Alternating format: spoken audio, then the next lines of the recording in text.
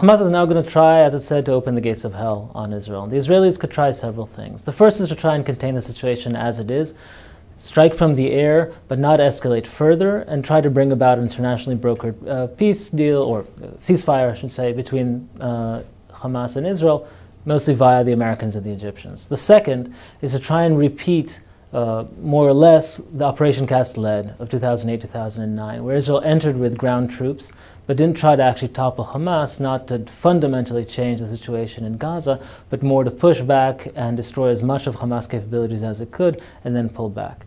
Of course, the damage done by such an operation is great, and the international condemnation that Israel suffered as a consequence was great in their eyes. And so this is a very risky situation, especially for the residents in Gaza, but also for Israel. At the extreme, Israel could even try and go in and topple Hamas completely. That's unlikely for two reasons. One is that would be very costly to do from every perspective. Civilian population would be damaged greatly, but also the Israelis would find it difficult to do. They could do it if they decided to, but the question is what would then replace Hamas? And since there is no one from the Israeli perspective to replace Hamas right now in Gaza, they're probably unlikely to bring down Hamas itself. In the interim, what we're likely to see is something of a repeat of 2004, where the Israelis threaten the heads of Hamas themselves personally, just like Ahmed Jabari, the head of the military wing, and try to attach the cost of the conflict personally to the leaders of Hamas. The idea here is to bring back the kind of retaliation that existed between the sides after what the Israelis called Operation Cast Lead. After that operation, Hamas largely refrained from firing rockets into Israel. Other groups in Gaza, such as the Islamic Jihad and others, did fire, but Hamas usually stayed out of the firing itself. The Israelis would like to bring the deterrence back to that situation. The question is whether Hamas could swallow such a ceasefire in the short term, having suffered a severe blow with the killing of the head of its military wing.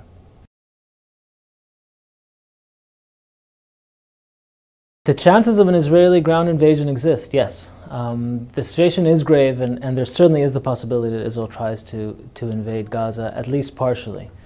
At present, it doesn't look like this is Israel's preference. They would rather try and contain the conflict for a while, but it's unlikely that Hamas will go along with it in the short term. In the slightly longer term, the keys to a ceasefire remain as they were before with the United States and especially with the Egyptians. But here's one of the big differences between 2008-2009 and today. Cairo has changed completely. Instead of Hosni Mubarak in charge of Egypt, we now have a Muslim Brotherhood president, Morsi, who is by ideology and connections much closer to Hamas than Mubarak was. Hamas itself is an offshoot of the Egyptian Muslim Brotherhood. The Egyptians have not been as close to Hamas as many had expected. They have actually, their policy has been one of stability, more or less. But now, tomorrow, we're going to see the Egyptian Prime Minister being sent by the President to Gaza itself. Of course, the Israelis are going to have to be very mindful of his safety while he is there. And this posture, this new posture by the Egyptians of, on the one hand, maintaining relations between Israel and Egypt, and on the other hand, of course, close connections with Hamas, it offers them the opportunity to be the broker of ceasefire, but it is very unpredictable compared to previous regime. In the past, the Israelis had very close ties to the Egyptians, the Americans had very close ties to the Egyptians, and there was an ability to coordinate the international effort. Today, Cairo is much less of a known entity for the Americans and certainly for the Israelis. And so we have to wait and see how the Egyptians play this role of broker for a ceasefire.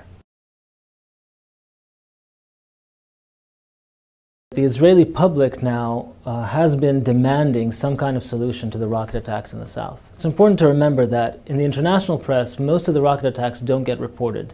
There usually aren't casualties. But for a significant percentage of Israelis, these rockets had become a daily event. And so the Israeli public opinion had been quite forceful in demanding some kind of resolution to the rocket attacks. And so although it came as a surprise abroad, inside Israel, this escalation was not a surprise, certainly not in the grand scheme of things. And Netanyahu and Barak and others are, of course, more attuned to Israeli public opinion in the run-up to the election. But this is even without a sinister calculation, and more simply the fact that the Israeli public was demanding some kind of answer to the threat in the south.